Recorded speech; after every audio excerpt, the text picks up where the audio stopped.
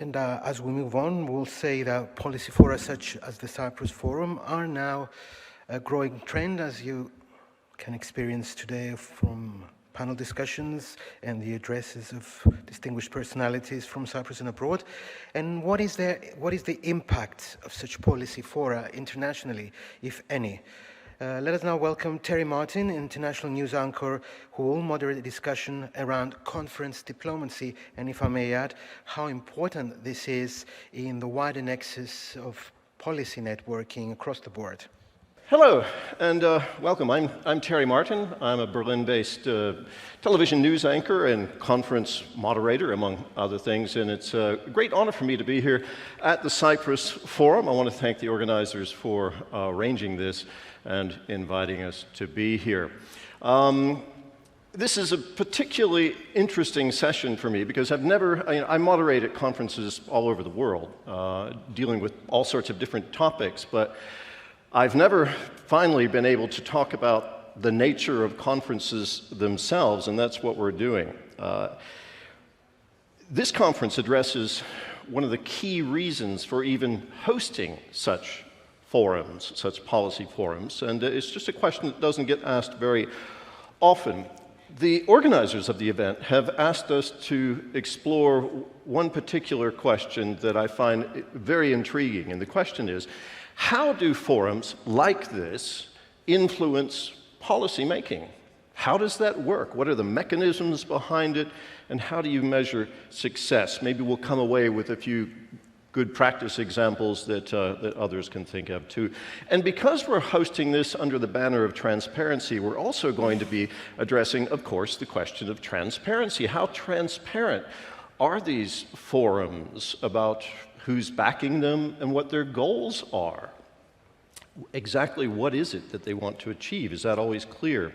To help us address these questions, we have with us four speakers who have a lot of experience with forums. You can see two of them right now. I hope we'll get the other two beamed in remotely. I'll begin with someone you've already met today. That is Yiannis Thomatos. He's Executive Vice President of the Delphi Economic Forum, which is closely related to this forum. We'll hear a lot more about that.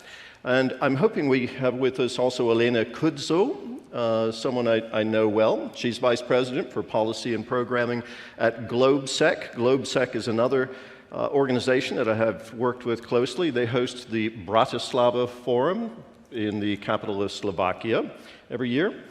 Also, Fabienne Hara, she is Deputy Director General of the Paris Peace Forum, which the name says it all, the Paris Peace Forum. She'll, I'm sure, go into more detail about that. And on my right, we have Chiara Rosselli. She is director of a nonprofit called APROPOS, and she's head of Open European Dialogue, which you may have heard of. She's going to tell us a lot more about that, I'm sure. I'm going to begin by asking each of our panelists to tell us a bit about the conferences and forums that they're involved in, that they host, who's backing them, and what their goals are. We'll get a conversation going up here, and then towards the end, I'm hoping we can bring in some questions from the audience. We'll see if we have time for that. I'm told we're a bit pressed for time. So without further ado, let's get the ball rolling.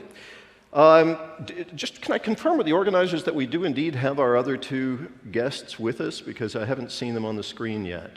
Do we have Alena Kudzko and Fabienne Hara? I hope so. Well, we hope, if you can hear me, I'm looking forward to talking to you. So we'll start with you, Yiannis. This forum, the Cyprus Forum, it's a spin-off to some degree. It was born out of the Delphi Forum, the Delphi Economic Forum, which has been around for quite a while. This is a very young forum, the Cyprus Forum. How do the strategic objectives of these two forums differ from one another? And what impact are they trying to have? Thank you, it's great to be here. Delphi Economic Forum started in 2015.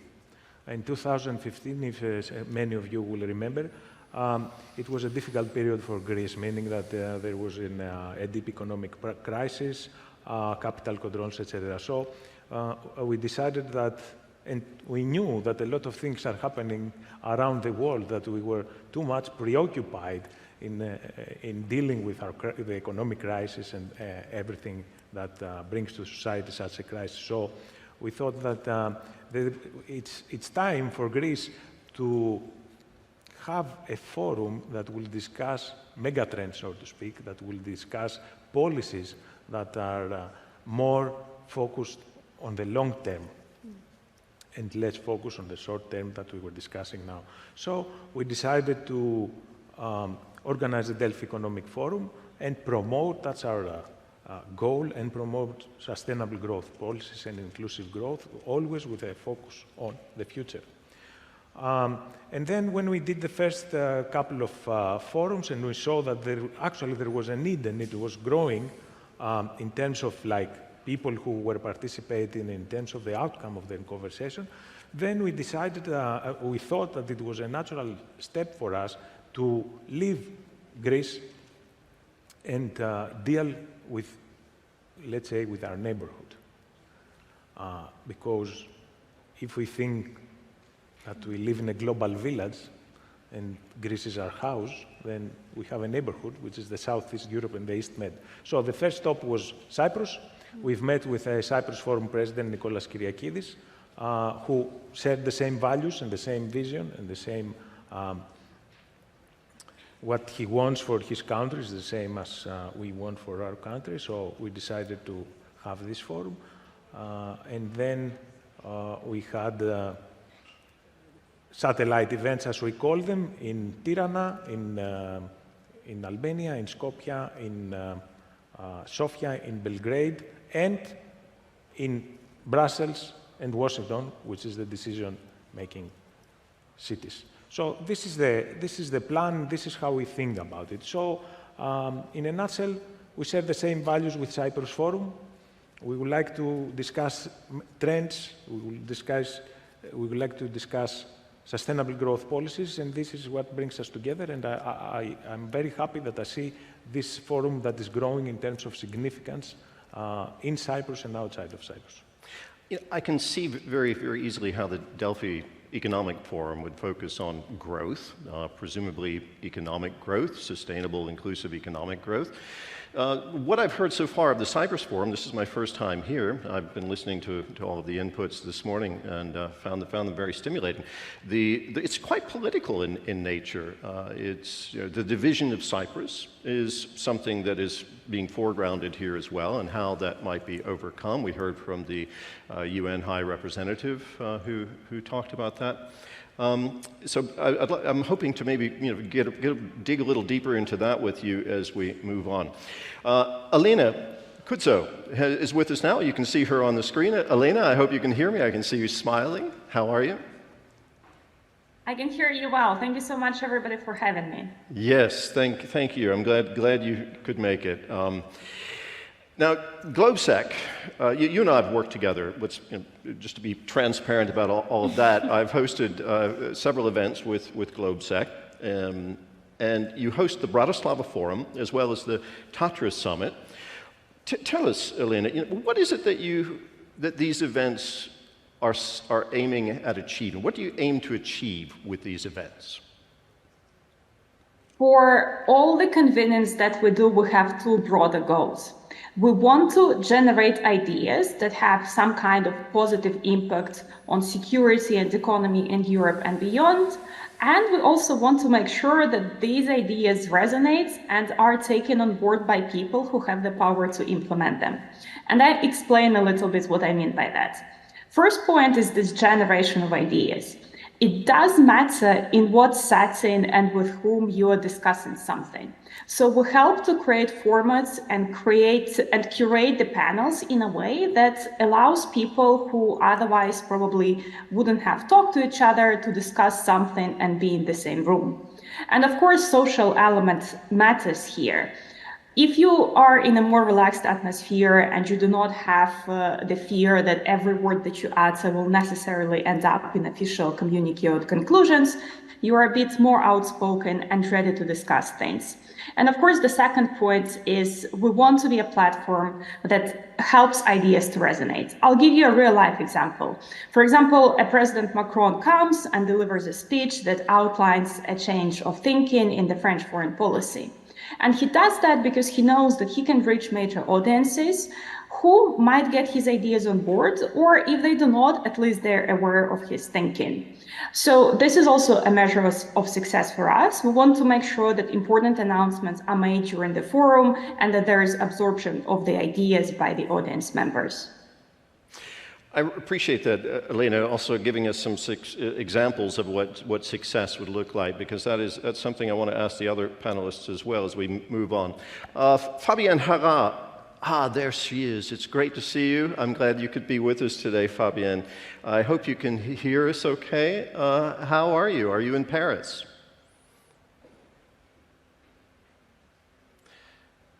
We're still working on your sound. She's mute, I think. Let's see. Could you try, are you with us? Can you hear me, Fabienne? Oh, unfortunately, we don't hear you on the stage. So we're going to work on that technically for a moment. Let's give it just... Can you hear me now? There you are. Yes, we hear you. We're connected. Perfect. Are you joining us from Paris? I'm joining you from Paris indeed. Very good. Greetings from Paris, where the weather is not so great. Well, it's nice and warm on Cyprus, I can tell you that.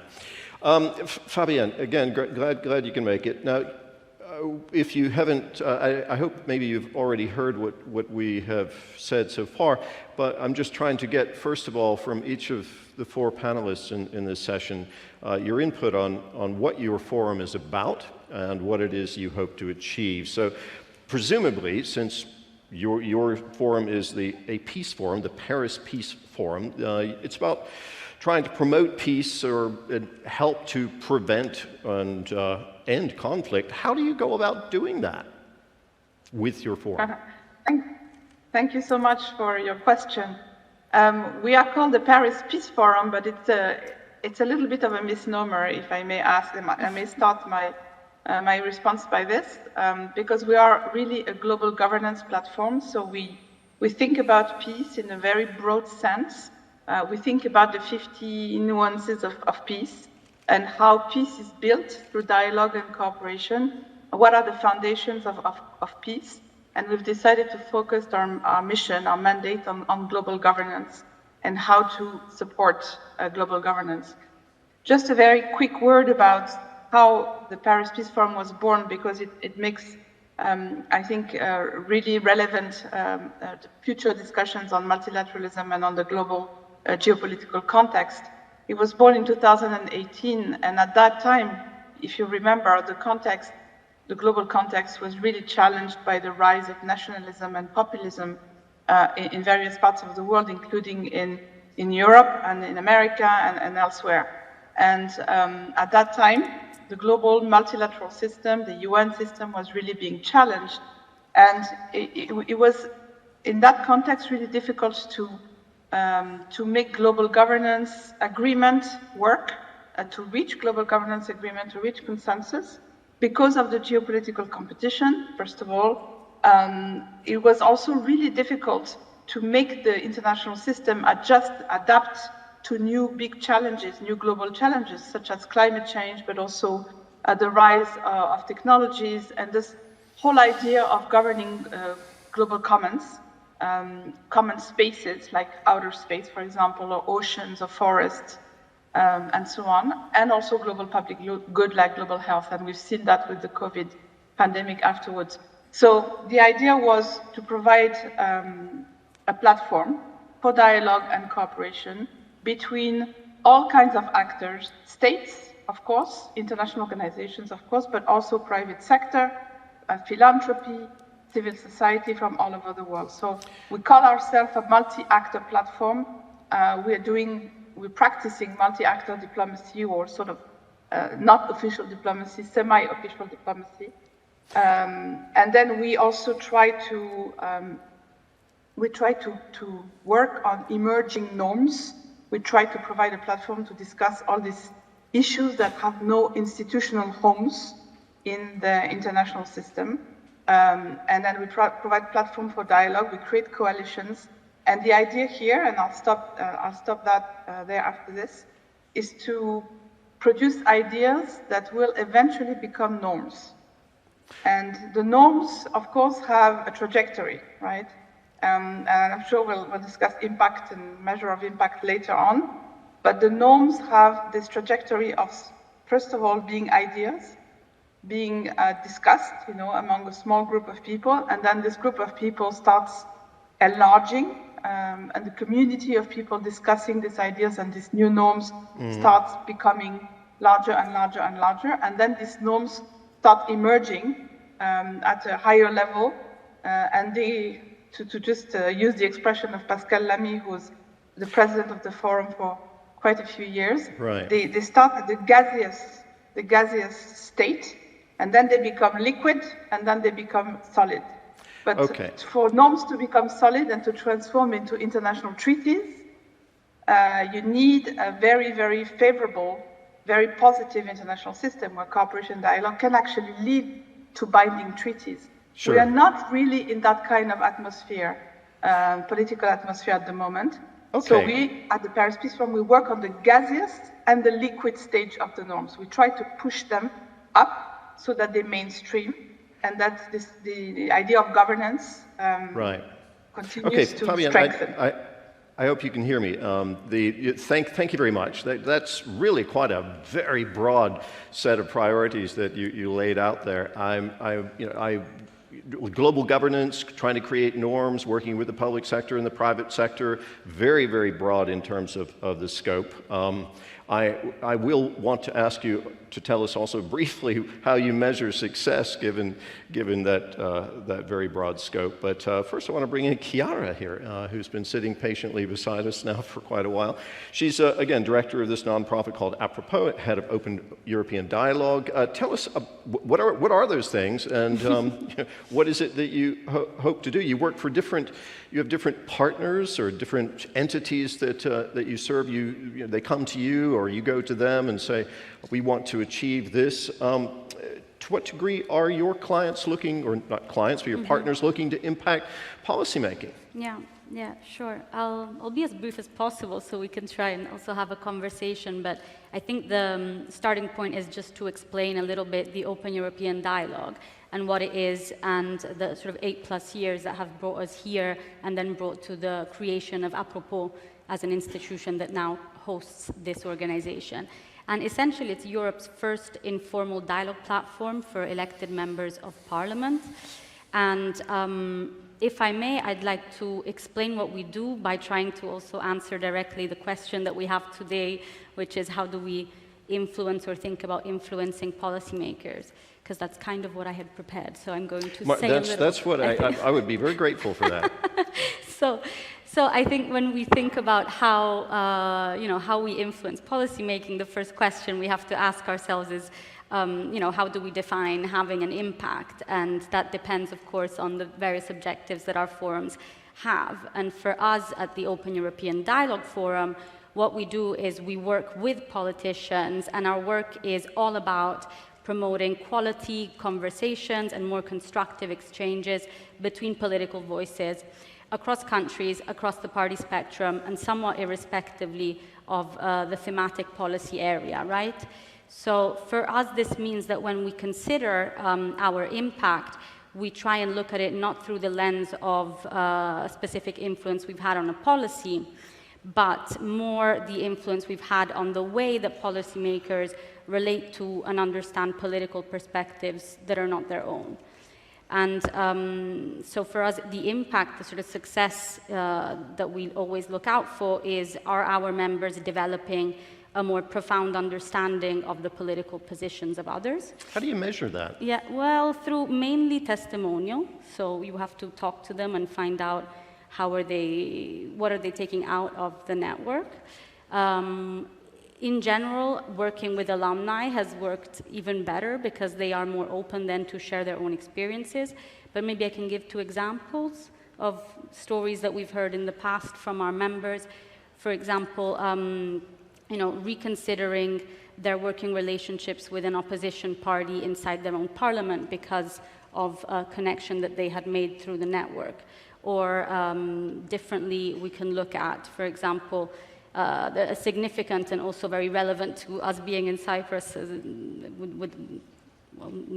irrelevant, let's move on, is the case of the refugee crisis and the way that the Greeks were managing that on Lesbos Island. We arranged a field trip, and we had, through that sort of face-to-face interactions and the way we designed the conversation spaces, we were able to hear from a very hardline conservative that he had completely changed his perception of the way that the Greeks were handling the crisis, going back home and saying, we need to go and set the record straight because this is not what is being portrayed in the media. Okay, good. Yiannis, how do you measure success? How when you finish a conference, say this conference or the one of your Delphi economic forums, how do you say, oh, that was a success? Do you measure it in terms of how many people showed up there, what happens in the media, or do you look and say, okay, we see policies moving somewhere towards this goal that we have of sustainable and inclusive growth, and we can see how we had a direct impact on it? How do you measure success? Well, we do everything we can, meaning we do research afterwards, and polls and surveys, etc. And we do everything we can, but in reality, you cannot measure success in forums like this, like ours at least. What you have is that, judging by the people who attend, by the speakers who attend, by the relationships that are being forged, and then this you can see it like quite a few years after, really. There is a very strong power when you bring people together, but you cannot measure this power. You feel this power. And now, almost 9 years after, I can say that, an author that we brought as a speaker, we saw his book being translated in Greek because he met his publisher there. An investment that was being made, the first relationship was forged in the forum. Now, is this the forum the catalyst for this? We will never know. But what it really happens is that you feel the energy of the place and the people that are coming, the decision makers that are coming, and you hope that the results of this, you will see it like sometime later. I don't know if I answered your question, but it's like really vague, all this. The reports show that people are happy that came, show that people got something out of it, but in reality, there's nothing that you can really measure. Okay, so it's the impact in your case, you're saying, is really quite difficult to measure, but there's a feeling that you can get from what's happening at these events. And if I may interrupt you, and the feeling that you contributed in a way, that you contributed in a result, which could be, as I said, a book, an investment, a policy change, a regulatory framework, whatever. Okay. Alena, the Bratislava Forum, it's been around for a while. It's become quite an institution in Central and Eastern Europe. A lot of government representatives from multiple governments attend that forum, the Bratislava Forum. Talk to us about the direct relationship between something like the Bratislava Forum and the political realm, where policies often get made. How do you navigate that relationship? We like looking at ourselves as an extension and in some ways both more comfortable and uncomfortable way to discuss policy ideas. It's more comfortable because politicians can actually meet more informally, but also importantly, and that's what we share with other forums who are present here, we do try to make sure that they talk to people who do not necessarily always talk to in the official settings, be it business representatives or civil society or more direct engagement with media. But that's also what makes it more uncomfortable for them, and we think it's a good thing. Because once there is more flexibility, more informality, people get an opportunity to ask difficult questions, challenge the ideas in a more open and constructive settings, and push the conversation a little bit forward. So from that perspective, also, we do want to make sure that the conversations are not just polite and touching the surface, but go a little bit deeper and do not hesitate discussing also some of the difficult issues. But also referencing what Yiannis has been talking about, we do understand also that rarely the fundamental shift in thinking or in policy happens just only after one conversation. So we try to make sure that we ensure some continuity. We do a lot of work outside of the main forums that we do a few times a year. We have smaller convenings. For example, we take the ideas that were discussed during the forums and then make sure that there is a group of people who keeps working on them throughout the year, both in terms of crystallizing the idea, going back and forth between stakeholders who were potentially present at the forum, but also a broader group of stakeholders, trying to make sure that the recommendations that we make are pretty clear and cross-checked through various partners with whom we're talking. And then we also put a lot of effort in making sure that we can ensure a certain advocacy campaign for the ideas that we elaborated upon. So the work doesn't stop at the forum itself. It continues long after the forum and eventually concludes with the next iteration of the forum in a year. Thank you, Alena. Fabienne, can you give us an example, a concrete example, of how the Paris Peace Forum has positively impacted policymaking? Sure. So, of course, as I mentioned earlier, we deal with a lot of different topics, that need governance discussions. In 2021, we had, for example, a working group on outer space that brought together a number of different type of actors, like private sector, spatial agencies from different countries, and experts as well, university experts and so on.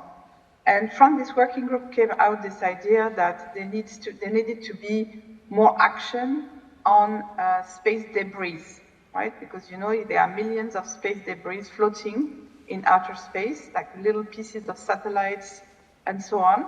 And it's become really dangerous. And it could create accidents, it could create collisions.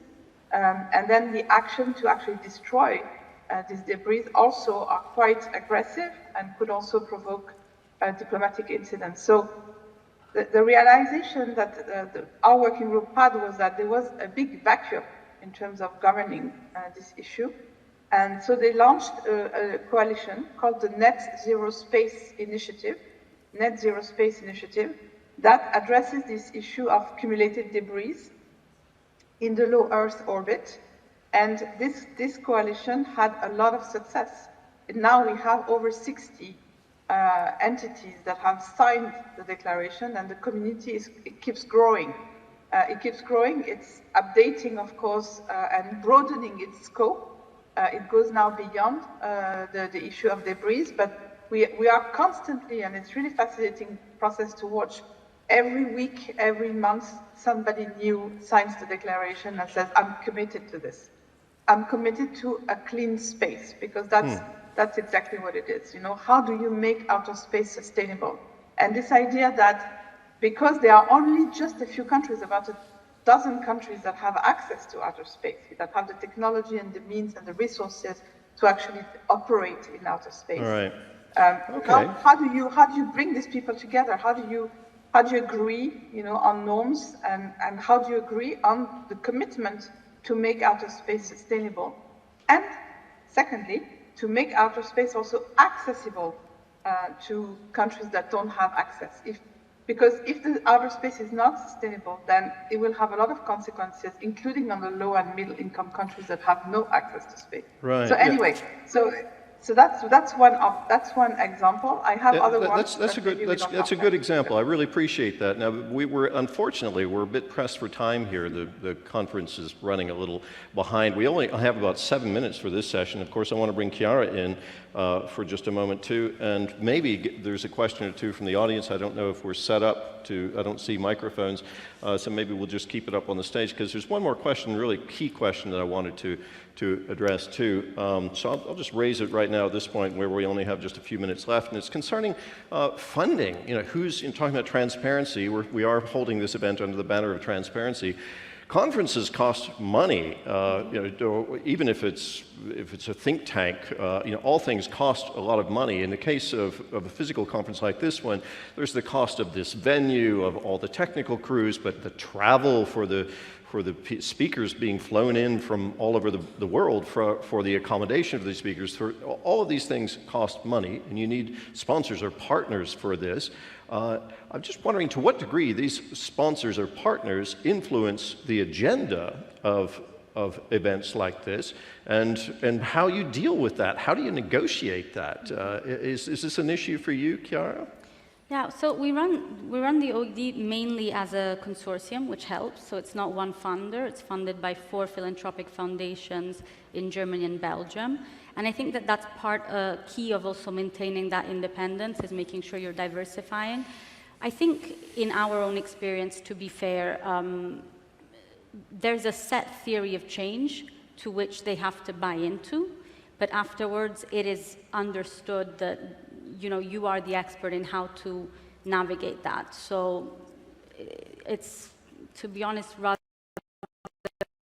situation, if not that there's lots of stakeholders involved. Right. Okay, so you kind of set the framework for it, and they plug into it within that context. Mm-hmm. Yiannis, what about you? I mean, I know that there are lots and lots of sponsors for partners in this particular event. That's true. As you said, it's an expensive exercise. In reality, you want them to influence the content and the agenda. You just have to have the checks and balances so they don't really promote themselves. We have a board of directors, we have an advisory board, we have a content committee. All these really guarantee that the influence that they're asking, and they need, actually, they need to express the narrative, basically, is under the right checks and balances, so it comes out as objective as it can be, really. But you need all the voices, you need everything. Alena, the Bratislava Forum, the Tatras Summit, those things cost money too. We heard this morning in the previous panel, money buys influence. We're talking about the political realm. I'm just wondering about how it is for GLOBSEC. How do you navigate the idea of getting sponsors to help you pay for all of that? We're trying to get your... We're actually pretty proud that we're very independent. We do not have a single donor who would be giving us significantly more than others. And given that we have probably dozens of different funders and sponsors, in a way they all balance each other out. And as with the previous speakers, we have a systems of check and balances to make sure that nobody gets disproportionate amount of attention or an inappropriate platform to project their ideas.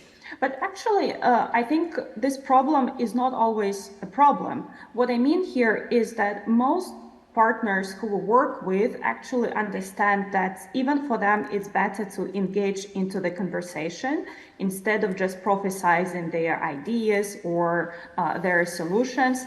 And we, at least in our experience, we managed to explain to people and come to such democratic conclusion to say that it's better to have a discussion on the panel, even if you are challenged, even if you ask provocative questions. That's how democracy is run. And the beauty is in the conversation itself. So from that perspective, we value the contributions of our partners and sometimes the opinions that do not go well together, because that allows for a better and more in-depth conversation. Thank you. And finally, we only have a couple of minutes left. I want to bring Fabienne in here. Fabienne, is this ever an issue for the Paris Peace Forum, trying to negotiate your funding and making sure that the influence of your partners is not does not conflict with the values of your organization? It's a very, very good question. The Paris Peace Forum is an NGO, but it deals with a lot of diplomatic aspects. We work closely with, of course, the French authorities, especially on organizing the intervention of the president or the foreign minister at the forum. They always come, and they always have their guests and priorities also to expose. But the forum, in terms of funding, has a really very, very broad diversity of funders. We have institutional funders like the EU, we have private funders, we have philanthropies, and so the diversity of funding gives us freedom in a way. The political agendas and the political priorities are one thing, and we need to deal with them, but the executive committee and the governance bodies, as well as the funding, have such diversity, including North-South, and not just, West. I mean, it's not dominated by certain types of actors. We have a North-South balance on our executive committees. We have a lot of diversity also in the funders. So just to say that it gives us a lot of freedom and independence, but the geopolitical context is difficult. It's quite difficult at the moment. Right. Because there is a return of war on the European continent, as I'm sure you all know. There is a geopolitical competition. There is US-China rivalry. And by the way, this is going to be the theme of the next forum in November. We call it Seeking Common Ground in a World of Rivalry, thinking of the big rivalries. Thank you. In particular. Thank you very much. I'm afraid we're out of time. I would love to get into the competition question if we had more time between these various competing forums and conferences, all competing for attention and influence. But I want to just thank our four speakers for being with us today. I'm really glad we had an opportunity to try out this topic for forums themselves. It's been a real pleasure for me. Thank you very much. A warm round of applause for our speakers. Thank you. Thanks. Thank you.